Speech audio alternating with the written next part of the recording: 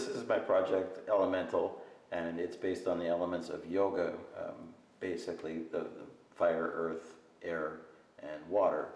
I thought it was important to me to photograph this subject matter in the wet plate process because it also incorporates all those elements. I think it's really interesting how we are basically made of those elements, and they're in nature and in man-made objects as well.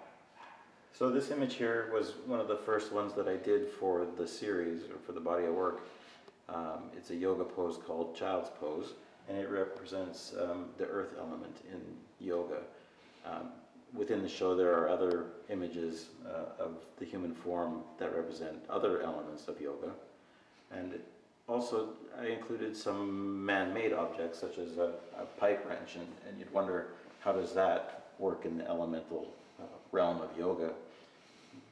But to me the wrench means flexibility, adaptability, strength, and the ability to adapt to new situations. So that's basically why I included some of the tools.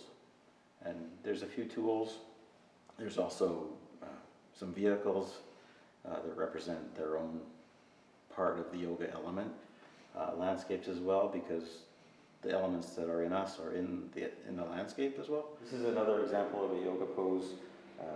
It's called Lotus Hands. It's a meditation pose, and it's associated with the air element.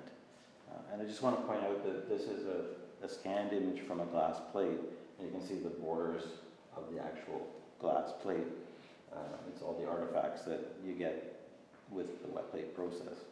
So we have prints on one wall, and then we have on the other side, there's the original glass plates of other images, yoga poses, found objects and vehicles and nature.